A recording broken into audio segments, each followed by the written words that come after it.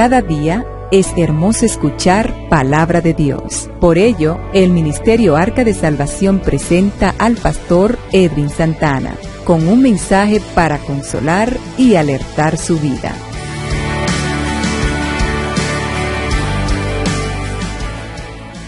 Qué lindo Jesús. Pues bien, amados hermanos, esta noche vamos a dar continuidad al tema cuando la verdad está en guerra. Cuando la verdad está en guerra. Siempre trato de ser expositivo con mis citas bíblicas. Esta noche trataré de hablar históricamente. Y tocaré un tema que casi no lo toco, pero lo tocaré en esta noche. Voy a hablar un poquito de historia. Amén. Bendito sea el nombre del Señor. Y yo quiero que en esta noche nos pongamos de pie para honrar la palabra de Dios. Qué lindo es Jesús.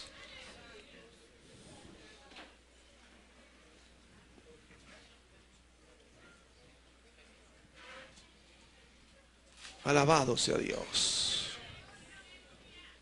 Segunda de Corintios 13:8. Grábese ese versículo.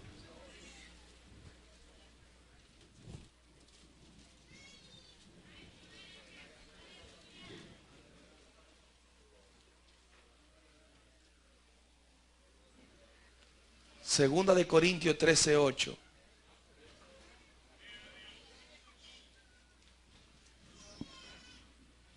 Qué lindo es Jesús.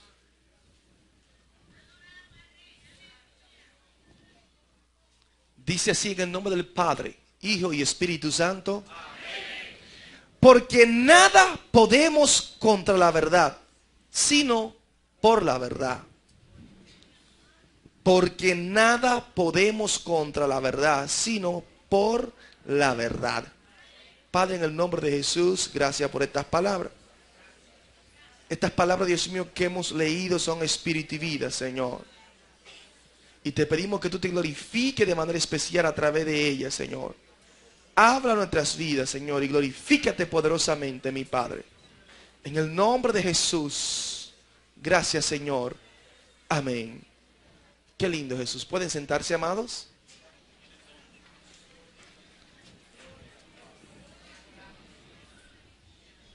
Tercera parte del tema, cuando la verdad está en guerra.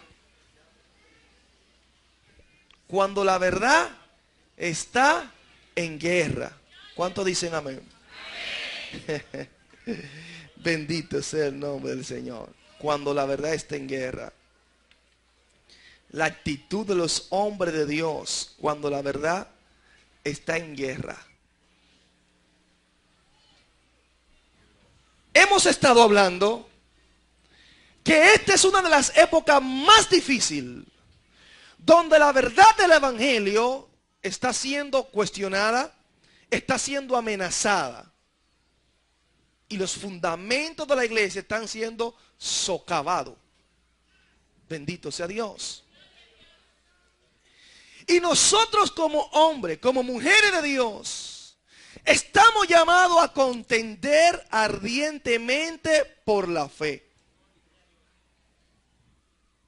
Contender, luchar, defender. Cuando habla de fe, habla de la verdad de Dios. La verdad de Dios. Da pena que hay muchas personas con ideas subjetivas y relativas de la verdad. Y lo lamentable es que nos catalogamos cristianos. Y es por eso que tenemos que hacer la diferencia y presentar la desviación del cristianismo bíblico e histórico al cristianismo de la actualidad. Hablaba con una persona y le especificaba y le decía de que nosotros tenemos que volver a la senda antigua, que tenemos que aprender de la iglesia primitiva. Y esa persona me decía, o sea, ¿usted quiere decir que tenemos que volver a la historia? Yo le dije, sí, tenemos que volver a la historia. Y se reía esta persona, porque él sentía que no era necesario volver a la historia. Y yo quiero decirle a usted que la historia, que la Biblia a nosotros nos enseña claramente cuando el cristianismo era nuevo. Cómo se hacían las cosas, cómo se le servía a Dios, cómo Dios se movía. Y si hacemos la gran pregunta hoy en día, ¿se mueve Dios en la actualidad como se movía en aquellos tiempos? ¿Cuánta precariedad de Dios? ¿Cuánta ausencia de Dios en nuestras reuniones, en nuestros cultos? ¿Cuánto sensacionalismo hay en nuestros cultos? Se confunde la emoción con la unción.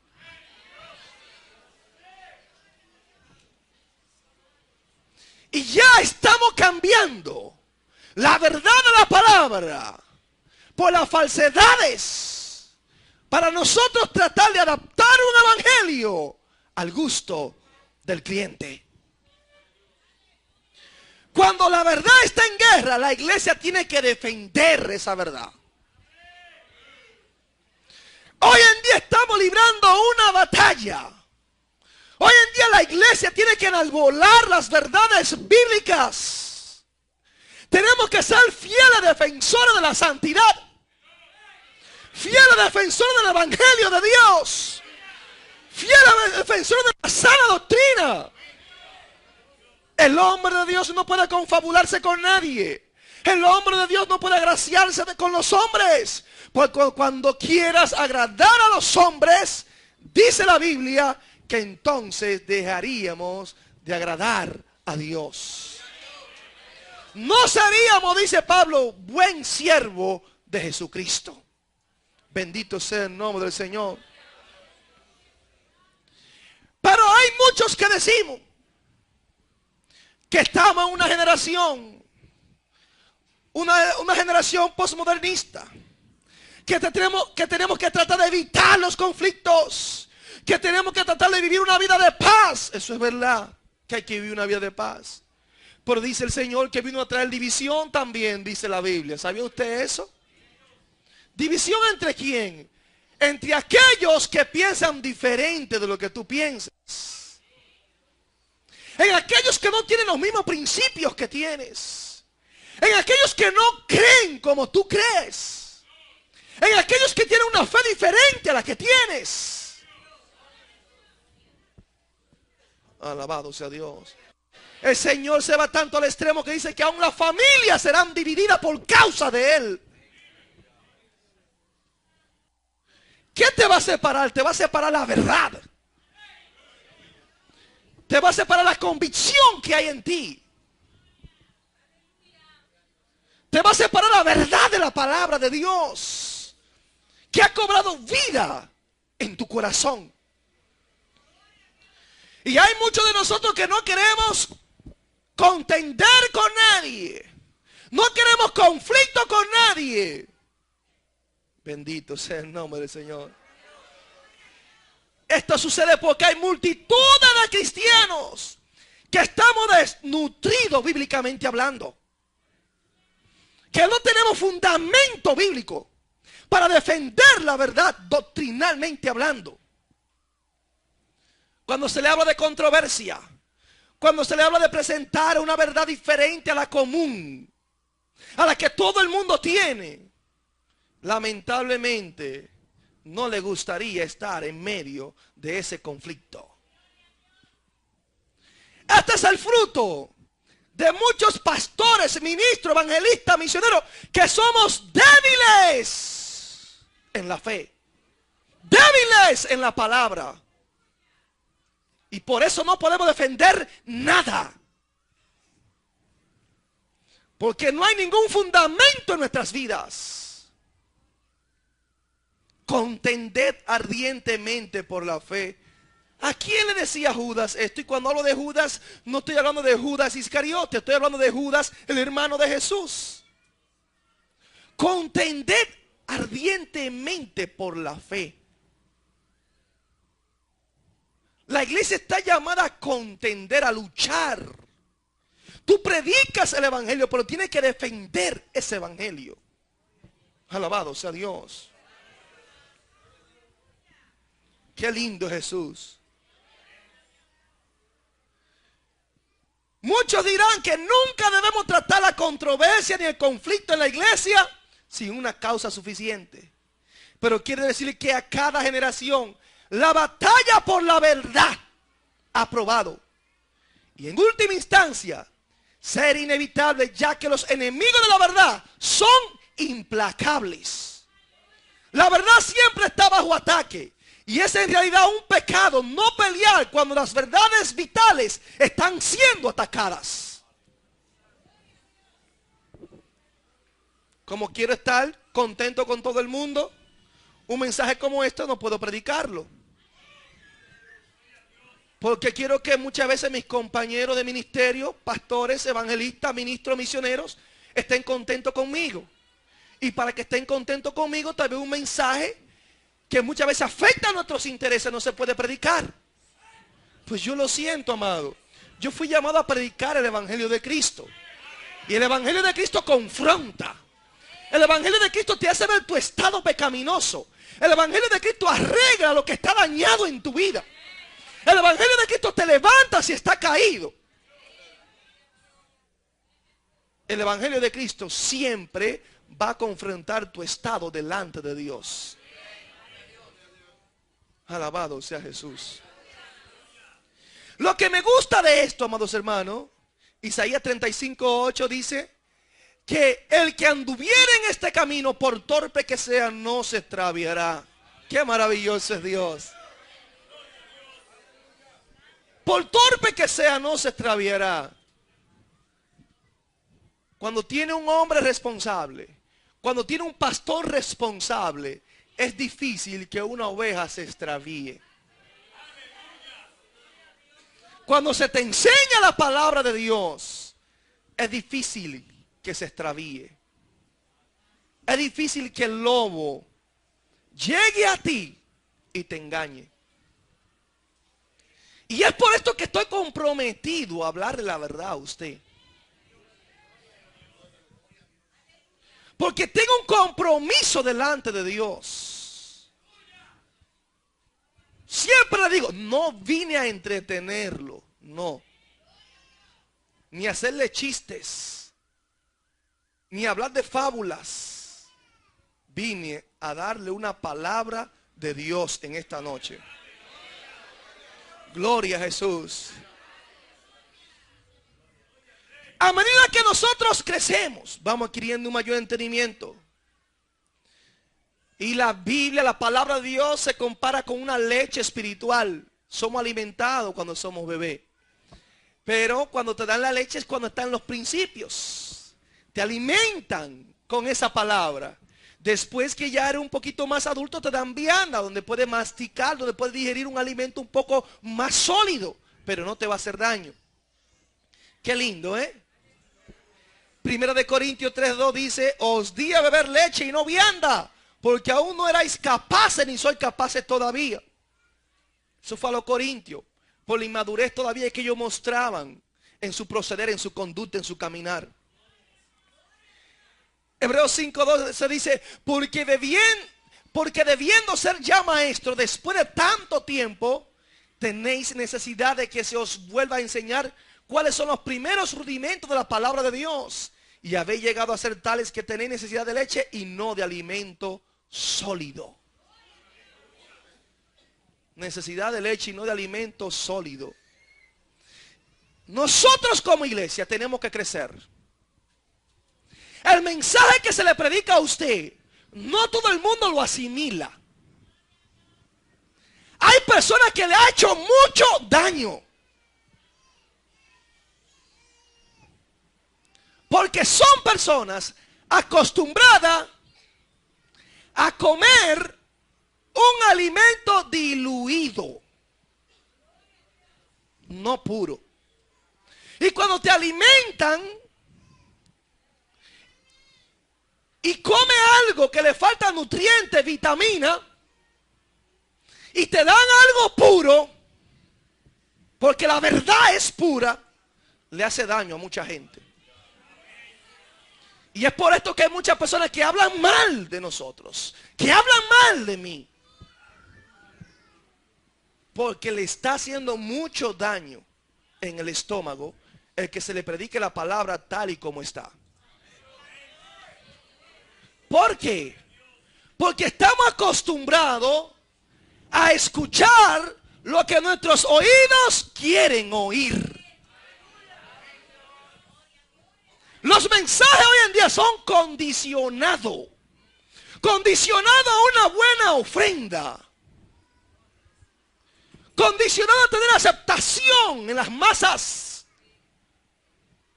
Condicionado a que me convierta en una persona famosa. Una persona de prestigio. No, amados hermanos.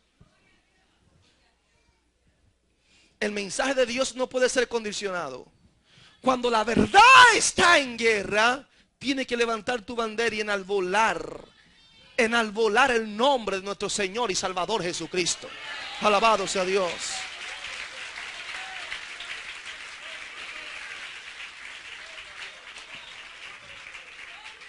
Aleluya. Dios es maravilloso, amados hermanos. A través de los tiempos hay hombres de Dios que se han levantado, amados hermanos. Y en esta noche, hablando de hombres de Dios que se levantaron cuando la verdad estaba en guerra, cuando los religiosos de la época relajaban con el pueblo, cuando los religiosos de la época pisoteaban a aquellos hermanitos que estaban allí alabando y buscando el rostro de Dios, cuando la feligresía muchas veces era burlada por los líderes de la iglesia, era manipulada. Dios siempre levantó hombres que se pusieron en la brecha en favor del pueblo, en defensa de la verdad de Dios. Hombres que conocieron a Dios, hombres que palparon la presencia del Espíritu Santo en su vida y fueron transformados, cambiados, regenerados y fueron motivados por Dios para presentar la verdad del verdadero evangelio.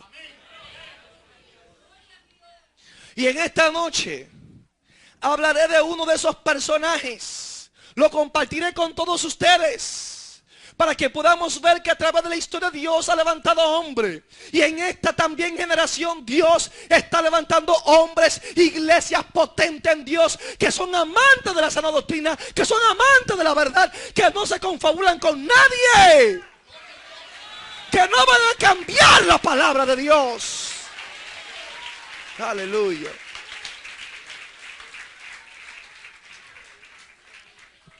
En el 1372 nació un hombre conocido por muchos de nosotros que marcó la historia. Su nombre es Juan Hus. Este caballero nació al sur de Bohemia. Era hijo de una familia pobre. Y su madre fue el mentor espiritual de este hombre a sus inicios. Esta mujer le enseñó a orar.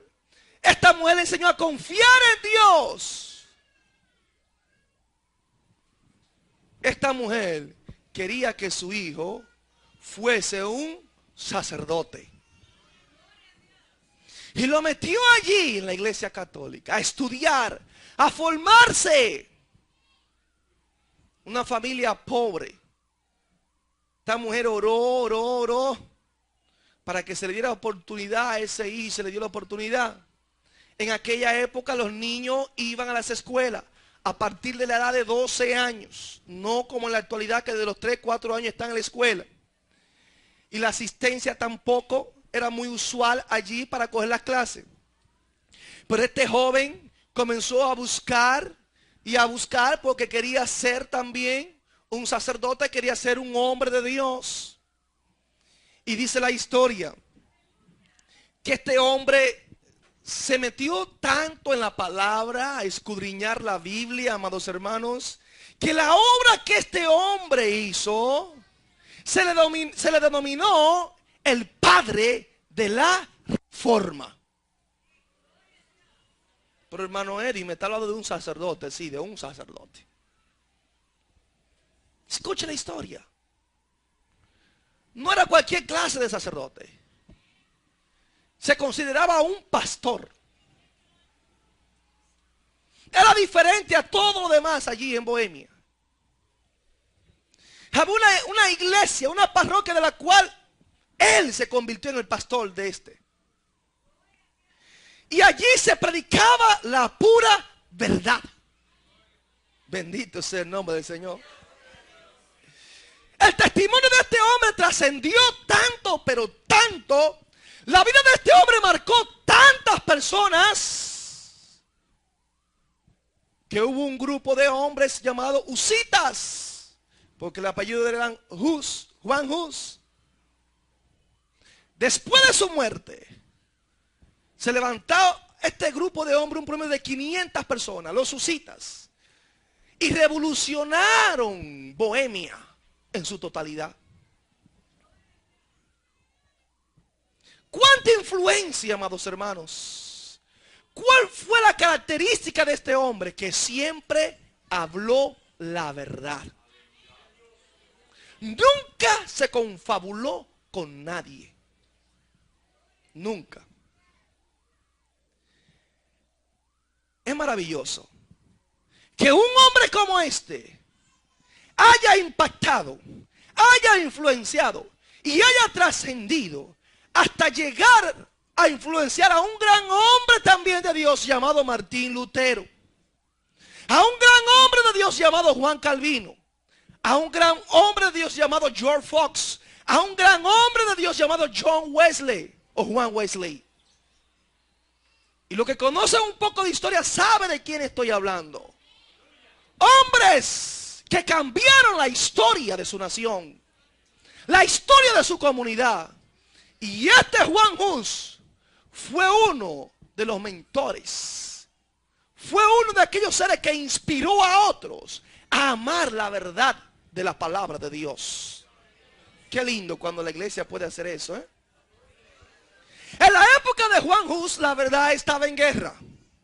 En la época de Juan Hus, él veía los abusos que se cometían dentro de la iglesia. Veía cómo se burlaban de los hermanos.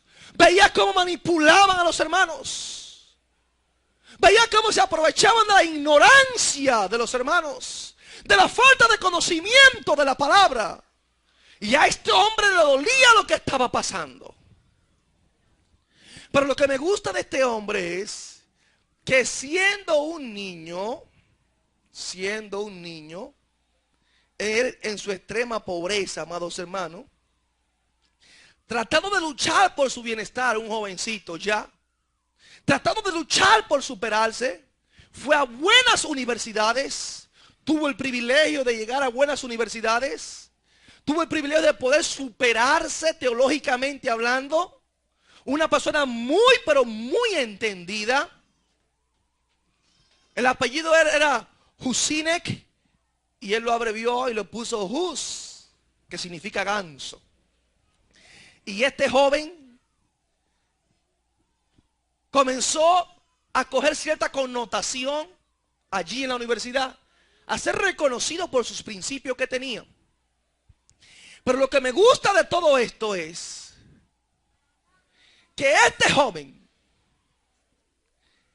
cuando vio la vida de los sacerdotes, cómo vivían, el bienestar que vivían, cómo se alimentaban, el dinero que ellos manejaban, su vida se inspiró y dijo: ahora es que yo quiero ser un sacerdote. Ahora es que yo quiero servirle a Dios. Un joven pobre, amados hermanos. Y cuando veía el manejo de dinero que había allí dentro de la iglesia, cómo estas personas manipulaban todo el dinero, cómo a estas personas no le faltaba nada, este joven se inspiró y podría decir que tenía motivos muy equivocados. Él lo admitió, estaba equivocado. Yo quería entrar al sacerdocio por razones secundarias. Él pensaba que el ministerio significaba prosperidad inmediata. Inmediata. Él confesó: yo tenía un mal deseo. Yo quería servirle a Dios, pero no en realidad como le estoy sirviendo ahora, sino para tratar de hacerme una persona rica, una persona respetada, una persona de prestigio, una persona que no le falte nada. Esos eran los principios de él. Esos son los principios de muchos de nosotros, que creemos que servir a Dios, ser un evangelista, ser un misionero, ser un pastor, significa el bienestar de convertirnos en personas ricos y millonarios. Él reconoció que estaba equivocado. Él reconoció que no estaba actuando bien, amados hermanos. No estaba actuando bien.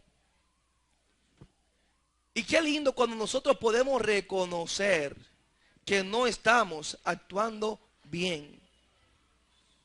Él pensaba que el ministerio lo iba a subir a lo más alto. Él pensaba que ya la fama iba a llegar a él, todo el mundo lo iba a respetar. Pero había un lema en la vida de este hombre que comenzó a incitar a las personas y le decía: escudriñad las escrituras. Y cuando este hombre comenzó a escudriñar las escrituras, comenzó a estudiar la Biblia, se dio cuenta que su objetivo en el ministerio era totalmente equivocado. Estaba contrario a lo que el Señor Jesús enseñaba. Y se dio cuenta que sus compañeros de ministerio estaban equivocados. Y se dio cuenta que el Papa estaba equivocado. Se dio cuenta que todo lo que le rodeaban allí no estaban en un sentir genuino en el servicio a Dios. Bendito sea Jesús. Cuando el Señor le dio el conocimiento de las Escrituras, se convirtió en un apasionado seguidor de Cristo. A partir de ese momento, si alguien venía a él con un problema, una pregunta, este siempre proclamaba: escudriñad las Escrituras. La palabra de Dios transformó su religión en una relación personal con Jesucristo. Eso es lo que hace la palabra de Dios. Conoceréis la verdad y la verdad os hará libre. Conoceréis la verdad y la verdad os hará libre. Alabado sea Dios.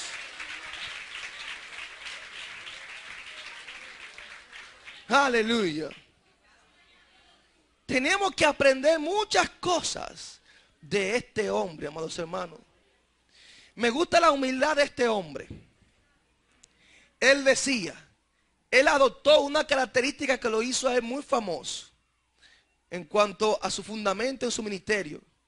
Dice: desde el mismo principio de mis estudios, me he fijado la regla de que cuando discierna una opinión mejor en cualquier asunto, abandonaré alegre y humildemente la anterior, porque sé que las cosas que he aprendido son las menos en comparación con las que no sé. Si alguien, él decía, me demuestra, me da a entender de que yo estoy equivocado, bíblicamente hablando, yo humildemente cambio mis principios. Yo humildemente me retracto y me voy por lo que creo que es correcto, por lo que Dios me ha dado a entender. Y muchos de nosotros pensamos de esa manera. ¿Estamos dispuestos a ser como Hus? Alabado sea Dios. Aleluya.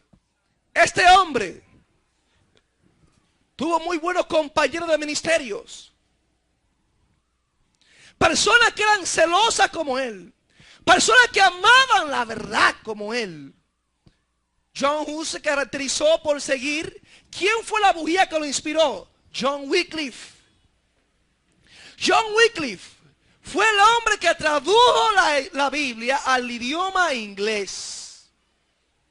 Y ese fue el que inspiró a este hombre llamado Juan Hus.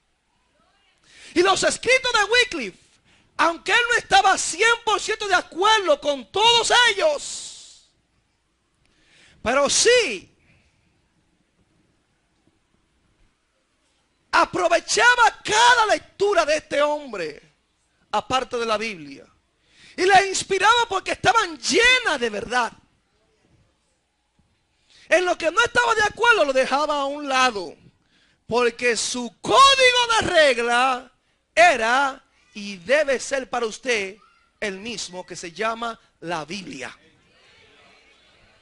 Bendito sea el nombre del Señor. Se sintió inspirado por él. Y este caballero tenía unos compañeros que estudiaban con él. Uno de ellos fue Esteban de Palek, que era un compañero de estudio de él. Pero también tenía a Stanislao Nokmo, el cual era su instructor. Hus se atrevió a decir que debajo del sol no había otro hombre como este que enseñara las escrituras. Hablando de Stanislao. Y dice que duraban horas y horas estudiando la Biblia y los escritos de John Wycliffe. La madrugada llegaba y ellos allí nutriéndose. Pero también tenía otro compañero fiel llamado Jerónimo de Praga. Y fueron personas que los dos primeros tuvieron mano a mano con él. Porque el otro era bien imperativo, el otro era un hombre desafiante. Cuando usted decía, no, esto no se puede, él probaba a decir, la verdad que no se podía. Y cuando este llegó de la Universidad de Oxford, trajo todos los escritos de Wycliffe. Y lo llevó allí a Praga, a compartirlo con ellos. De ahí salió para Jerusalén. Duró unos cuantos años en Jerusalén. Y estas personas comenzaron a darse ese banquete de todo esto. Y allí estaban aquellos hombres que defendían la verdad, porque la verdad estaba en guerra. Lo duro de esto es que después que fue pasando el tiempo, las cosas cambiaron. Y dos de sus mejores amigos, incluyendo su instructor o maestro, se convirtió en uno de sus opositores. Y su compañero de estudio también, ese se convirtió en uno de sus grandes enemigos. Se convirtieron en dos apóstatas de la fe. Bendito sea el nombre del Señor. Pero este hombre se mantuvo firme. A este hombre no lo movió nada, amados hermanos. Este hombre tenía sus mentores, tenía un círculo de amigos. En el 1402 Hus fue nombrado pastor de la iglesia de la capilla de Belén. Y allí este hombre fue el centro del movimiento de reforma checo. Era una capilla totalmente nueva, pero este hombre revolucionó esta capilla con grandes verdades. Tenía lineamientos claros. Y aunque era un sacerdote, un pastor nombrado por la Iglesia Católica, predicaba la verdad de la palabra. Bendito sea Dios. Y este hombre, como fue graduado en arte también, fue tan tremendo. Dice que Hus utilizó todo lo que pudo para extender el evangelio. Desde las pinturas religiosas hasta la predicación en el idioma nacional. Porque hasta el alfabeto en su idioma lo perfeccionó para llevar la Biblia al idioma checo. Alabado sea Dios. Él decía, Juan escribió en su idioma, Mateo escribió en su idioma. ¿Por qué yo no puedo escribir la Biblia en nuestro idioma? Porque tengo que llevar una Biblia en latín, cuando el idioma de ellos es checo. ¿Por qué tengo que hacerle a ustedes una misa en latín si su idioma es español? ¿Qué ustedes van a entender? ¿En qué se van a edificar? ¿Entiende? Pablo decía, porque hay que coger la Biblia, que él hablaba más lengua que todos los corintios, pero que él prefería venir con 5 palabras que usted pudiese entender y no 1000 que usted no entendiera, porque con esas 1000 no iba a edificar a nadie. Bendito sea el nombre del Señor. Quiere decir que el mensaje tiene que ser entendible. El mensaje hay que llevarlo en el idioma el cual la persona habla. Amén. Bendito sea el nombre del Señor. Este hombre, mire, para que usted vea cuando el celo de Dios está en la vida de una persona. Este caballero hizo una pintura donde él trató de reflejar la verdadera historia. A través de sus sermones, él hizo una pintura. Como él sabía que la gente común no sabía leer, porque no podían estudiar lo que él les predicaba, tenían muy poco conocimiento, mucha ignorancia en esa época.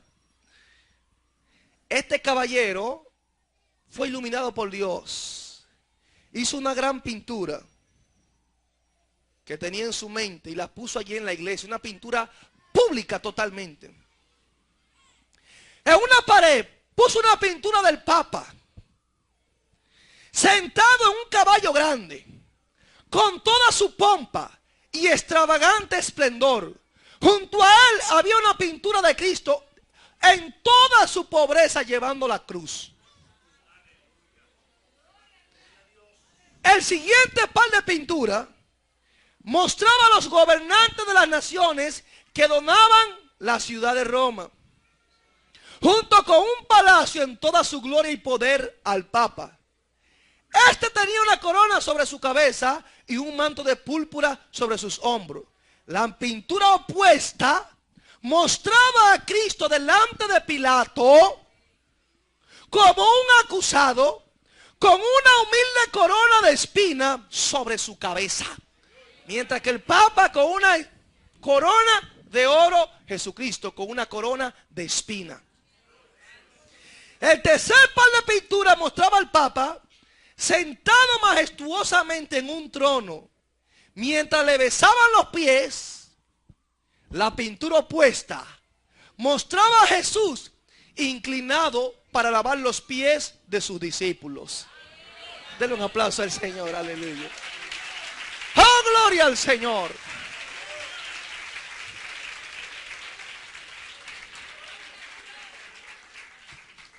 Los que no sabían leer fueron impactados por la pintura. Los que no sabían leer comprendieron lo que la pintura quería decir. Alabado sea Dios.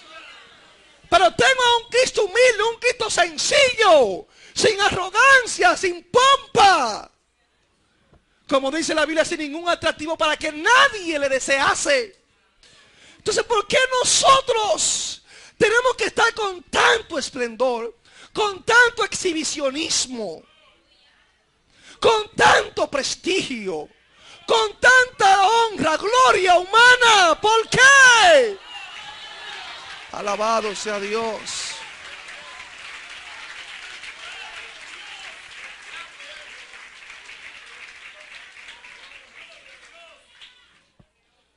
Aprendamos el ejemplo del maestro, amados hermanos.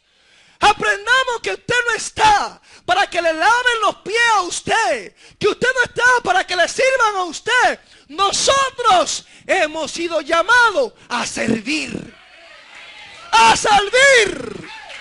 Si alguno quiere ser grande delante de Dios, tenemos que ser grandes servidores delante de los hombres. Aleluya, Dios es maravilloso. Hemos confundido el evangelio. El evangelio es humildad. El evangelio es sencillez. Queremos grandeza, amados hermanos, pero todo aquel que quiere grandeza es aquel que tiene que servir a los demás. Si tú no vives para servir, no sirve para vivir. Hay que servir porque eso es lo que el Señor enseña. Le lavó los pies a los discípulos. Pedro no quería que le lavasen los pies. Y el Señor le dijo, tú no eres digno de entrar al reino de Dios si tú no dejas que yo te lave los pies. Pero eres el rey. Eres Dios. Eres Manuel. Yo no puedo permitir que Dios me lave los pies. Pero yo sé que el Señor en el corazón de Pedro le decía, eso es para que aprenda, eso es para que aprenda, es para que tú sepas lo que es servir a Dios, que aquí no hay nadie grande. Aleluya.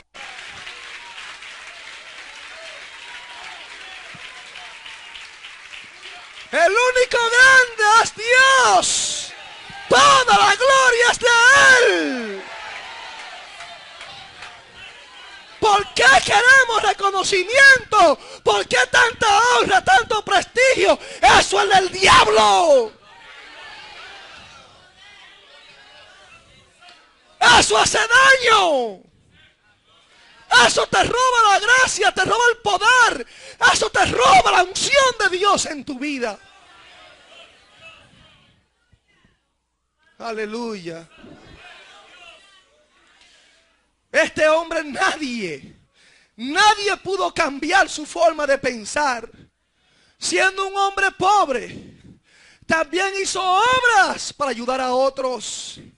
Estableció una residencia para pobres estudiantes campesinos detrás de la capilla llamada Nazaret. Y no solo la supervisaba, sino también pastoreaba la capilla, enseñaba en la universidad y era mentor de los estudiantes. Esto impactó al Papa porque este hombre no tenía recursos. Este hombre no anhelaba riquezas. Este hombre anhelaba servir a Dios. Anhelaba, amados hermanos, que la palabra de Dios viviera en su vida. Si nosotros como iglesia pudiésemos anhelar que la palabra de Dios vive en nuestras vidas, qué precioso sería la vida cristiana. Si pudiéramos sujetar todos nuestros deseos, pasiones, ponerle las manos de Dios, qué diferente fuéramos los cristianos. Muchos son los llamados, mas pocos los escogidos, dice la palabra del Señor. ¿Por qué? Porque no queremos entender estas verdades bíblicas. Porque queremos acomodar el evangelio a lo que yo pienso, a lo que yo creo. Y el evangelio es a la manera de Dios. Hay una sola vestimenta que se llama Cristo. Hay que vestirse de Cristo. El evangelio no es como una persona que va al sastre, se va a hacer un vestido y le toman la medida. ¿Entiende? Te toman la medida y el sastre, la modista, hace el vestido, hace el pantalón de acuerdo a la medida que ha tomado. Y cada quien que va, no importa su fisionomía, se toman una medida. Se toma un patrón a seguir. Entonces se adapta a ese traje conforme a tu medida. Y todo queda bien. Eso en muchos de nosotros se ha hecho un hábito. Creemos que cuando llegamos al evangelio vamos a tener un traje a nuestra medida. Y quiero decirle que usted se equivocó. Llegó al sastre equivocado. Porque él tiene un solo vestido, una sola vestimenta. Y el que no encaja ahí, si está muy gordo tiene que rebajar. Y si está muy flaco tiene que aumentar. Porque hay un solo traje que se llama Cristo. Alabado sea Dios. Bendito sea el nombre del que vive. Dios es maravilloso. Aleluya. Por eso enseñaba que el mayor logro de que es capaz un hombre es amar a Dios de manera absoluta. Amar a Dios de manera absoluta. Este hombre, un hombre de Dios, era un hombre comprometido. Este fue un hombre, su meta era transformar, cambiar la iglesia católica desde dentro, sin salir de ella. Él quería demostrarle al Papa, a la iglesia católica, de que sus enseñanzas bíblicas eran equivocadas. Y él se propuso cambiarla desde adentro, no se fue. Bendito sea el nombre del Señor. Desde adentro. Eso lo motivó a él a muchas cosas, amados hermanos. Este hombre se fue al modelo de la iglesia primitiva. ¿Y sabe qué hizo? Una reevaluación de lo que significaba ser un sacerdote de Dios. Tremendo, ¿eh? Este hombre aprendió y se lo dio a entender a la iglesia católica. Y nos lo da a entender a la iglesia cristiana también. Hus odiaba la pompa y el prestigio de lo que se rodeaban el Papa y muchos de los sacerdotes. Él odiaba esto, pero era un sacerdote que estaba ahí dentro. Pero él lo odiaba. En una predicación sobre la humildad, él enfocaba a Jesús entrando a Jerusalén y dijo, no sé hasta qué punto podría leer la historia el Papa o el obispo, aunque quizá pudieran, porque muchos que no sabían leer libros han sido papas, arzobispos, cardenales, obispos, canónigos y sacerdotes. ¿Cómo podrían leerlo si todo lo contradice? Veía la pompa con la cual entraba, ¿verdad? El Papa cuando llegaba a una nación, y lo mismo sucede en la actualidad. Entonces él veía cómo Jesucristo hacía su entrada triunfal a Jerusalén y entraba un pollino, un burriquito. No cogió el carruaje del rey.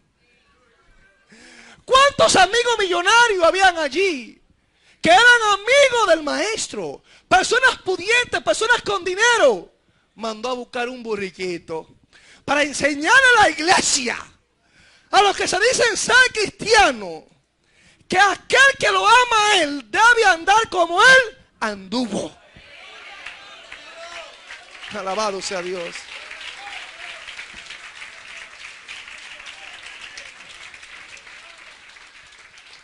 Porque hay muchos de nosotros que llegamos a un lugar a predicar y lo primero que pedimos es una jipeta. Lo primero que pedimos es una limusina.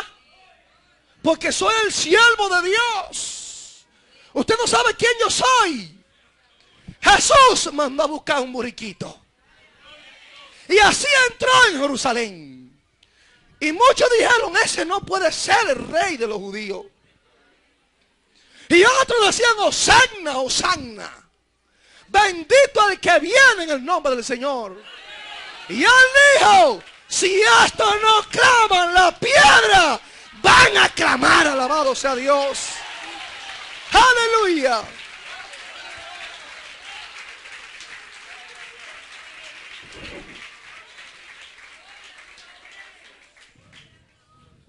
Hus denunciaba las actitudes pomposas y elitistas de los cardenales que acompañaban al Papa. Lo sorprendía que el pueblo y los clérigos consideraran correctas y apropiadas las actitudes de los cardenales.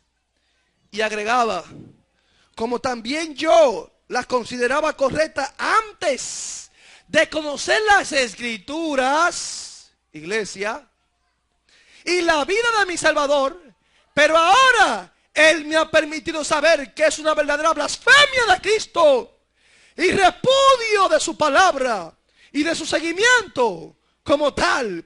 Es verdaderamente anticristiana. Una actitud como esa es anticristiana.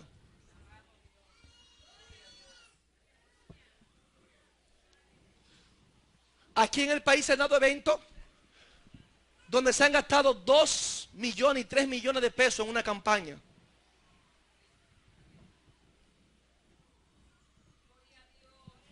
Eso es para Dios. Dios tiene que estar llorando con eso. Hermanito necesitado que no tiene ni qué comer. Hermano que no sabe lo que es desayunarse. Y nosotros, dije hermano, dándonos el lujo de gastar millones y millones de pesos en una campaña. Tan sencillo que hacer una obra misionera y salir hogar por hogar. Y orar allí por los enfermos. Y orar allí por los endemoniados. Y orar allí predicando la palabra del Señor. ¿Cuánto se gasta? No se gasta nada.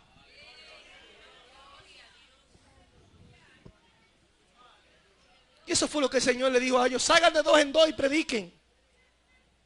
Vayan. Le doy autoridad para echar fuera demonios, para atar, para reprender, para sanar enfermos. Vayan en mi nombre. ¿Cuánto nos cuesta ponernos todos de acuerdo y decir el sábado, el domingo vamos a evangelizar? Y usted sacar el tiempo y dejar de ir a la playa, dejar de ir al río. Y decir, voy a evangelizar. Eso es todo. Aleluya. Silencio sepulcral.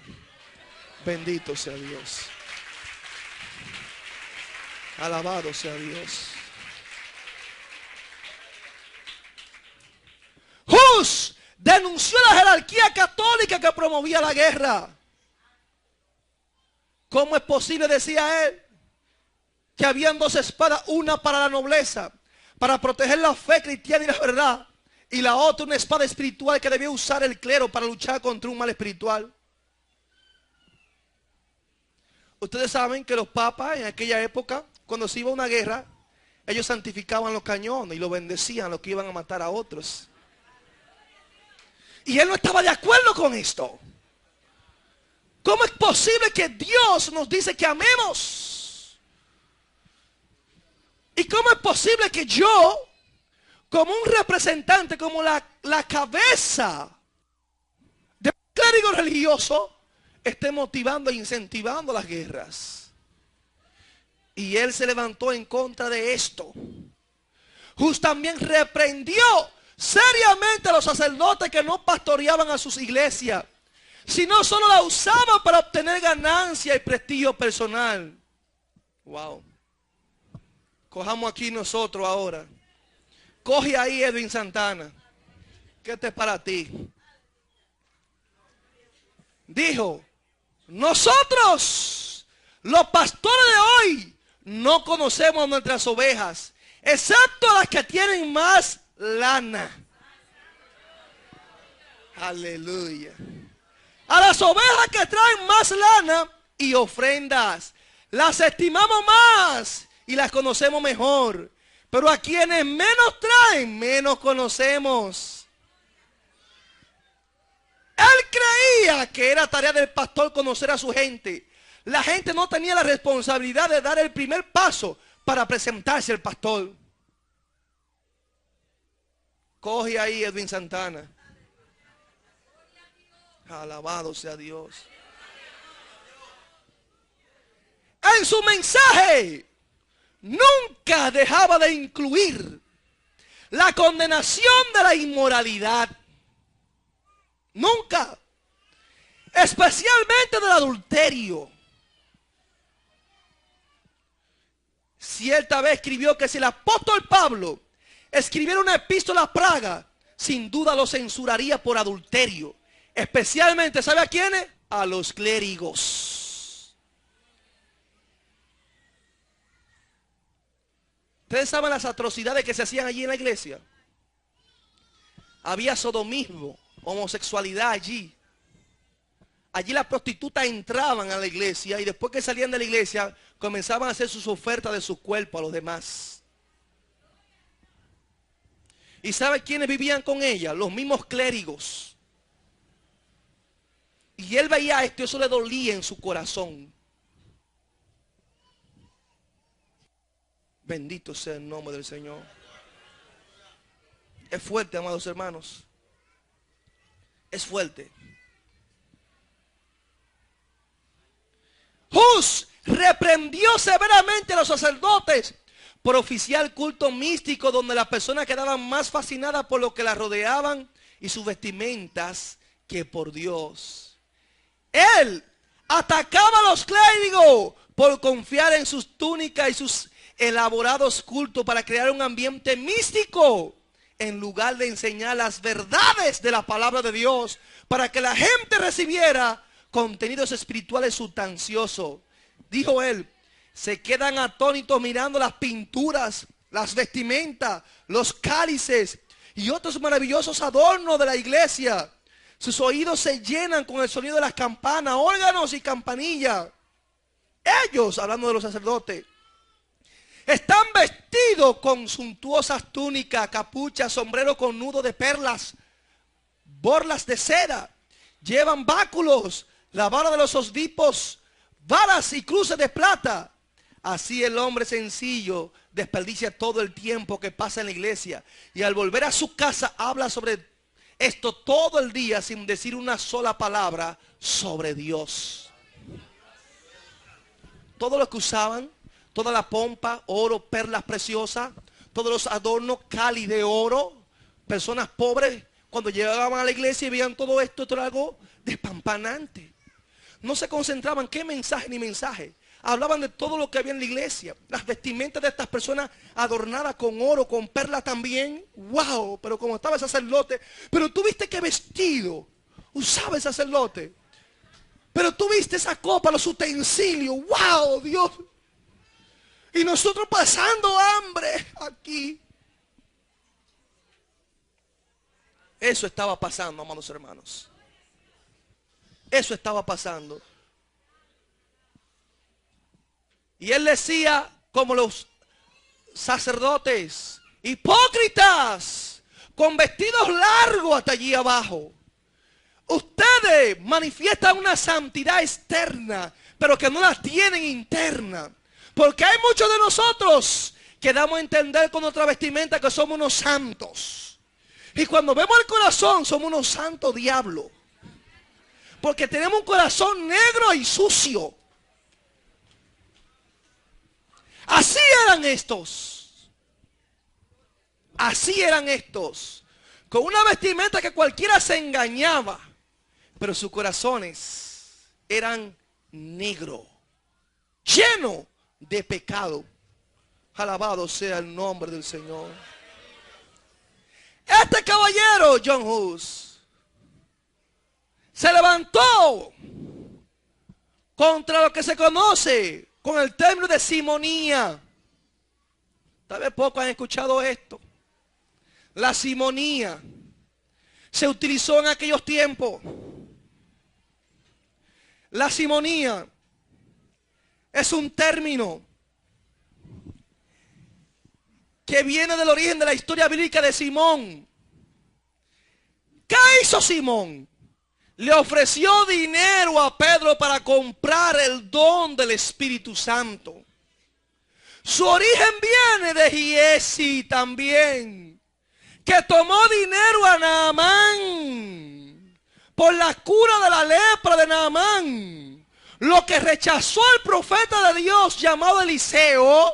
Su sirviente, al ver todo ese dinero, se movió allí con una mentira para tratar de adquirir ganancia y beneficiarse a través del milagro que Dios había hecho en Naamán.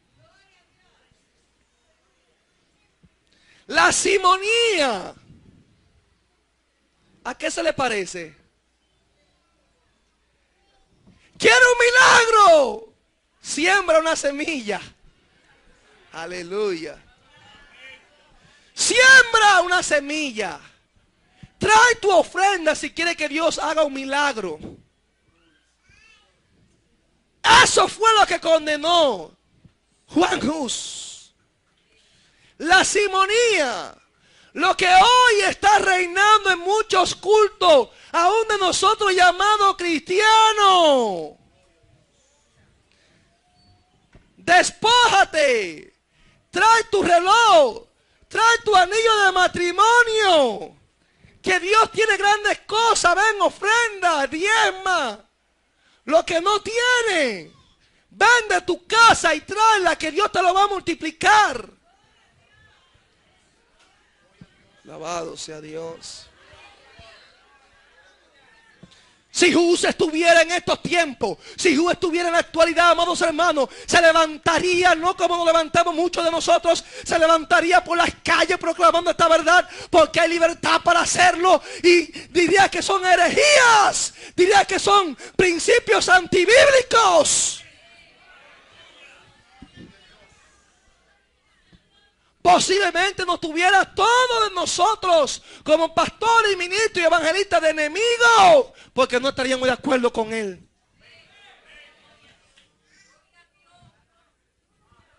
Él se levantó. Se levantó. Dio firmes declaraciones. Y es como dice Proverbios 28:20. El hombre de verdad tendrá muchas bendiciones, mas el que se apresura a enriquecerse no será sin culpa. En la época de Hus, la iglesia estaba infectada con la práctica de la simonía, principalmente la forma de venta de indulgencias, absoluciones y otro.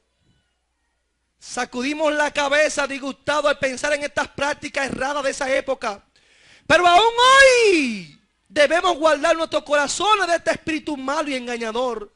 Nada ha cambiado. Recuerde que no hay nada nuevo debajo del sol. La iglesia católica tenía la venta de indulgencias. Las indulgencias no era más que la remisión anterior de la pena temporal por los pecados ya perdonados. En cuanto a la culpa que un fiel discípulo y cumpliendo determinadas condiciones consigue por mediación de la iglesia católica, la cual como administradora de la redención distribuye y aplica con autoridad el tesoro de las satisfacciones de Cristo y de los santos. ¿Quieres que te perdone los pecados? Entonces tú tenías que pagar. Tenía que pagar, y él se levantó. Se levantó. Cuando la iglesia quería hacer dinero, las ventas de indulgencias, perdón de los pecados, remisión por ello. Y él, esto no puede seguir así. Esto no es del agrado de Dios. Y es que no podemos seguir como estamos, amados hermanos. No es posible que para orar por usted, usted tiene que sembrar una semilla. Eso es del diablo. Eso es del diablo. Eso es antibíblico. Una persona decía por la radio, porque yo no escucho la radio de aquí, también yo escucho la radio de internet de otros países. Y ella decía, varón, yo quiero que usted haga 3 oraciones por mí. Las oraciones eran diferentes. Y decía, entonces tiene que sembrar 3 semillas. Alabado sea Dios. Tiene que dar 3 ofrendas diferentes. Aleluya. ¿Ustedes creen que eso es de Dios? ¿Ustedes creen que eso es evangelio? Y eso es lo que estamos viendo por la televisión. Eso es lo que estamos escuchando por la radio.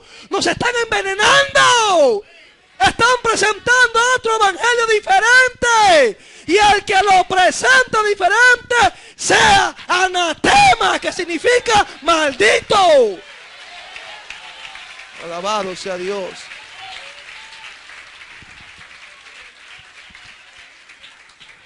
Esto no lo digo yo. Eso lo dice Pablo en la Biblia. Que si un ángel del cielo viene a nosotros y nos anuncia otro evangelio diferente del que os hemos anunciado, sea anatema, que significa maldito. Alabado sea Dios. Este hombre se levantó contra la simonía. Ya no podía tolerar ver lo que estaba sucediendo. Hus sostenía que cualquiera que estuviera en el ministerio por amor al dinero, las posesiones mundanas o el dominio, era culpable de simonía. Wow. Muchos de nosotros que nos creemos ser ricos y millonarios. Ustedes oyeron a Marco Sui, ¿cómo decía? Se hagan millonarios porque todo es el dinero. Hermano Edwin, pero no menciona a Marco Sui. Sí, Marco Sui es un ecuménico. Es un hombre que ha apostatado de la fe. No me importa cuán bonito cante. Ese no piensa igual que yo. Alabado sea Dios. Queremos estar bien con todo el mundo. Bendito sea el que vive. Hus desaprobaba a todo clérigo que aceptaba dinero por servicios ministeriales, extracurriculares. Si no me dan una ofrenda, yo no predico en una iglesia. Varón, venga a predicar en mi iglesia. Son 2.500 pesos por noche. Que el Señor te reprenda y arrepiéntete de nuevo.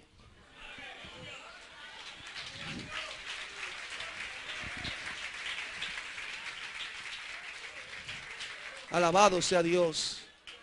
¿Cómo es posible que Dios dice que demos por gracia lo que por gracia hemos recibido?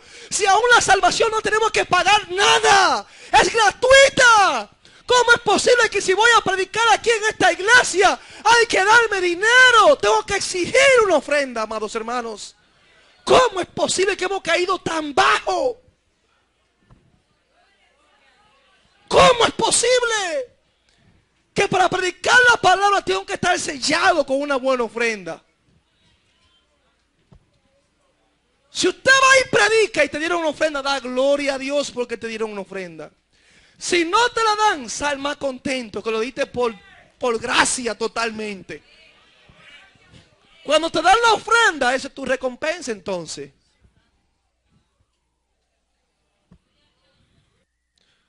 Entiéndame, iglesia, que lo de Dios no se maneja por dinero. Entiéndame, por favor. Entiéndame, por favor.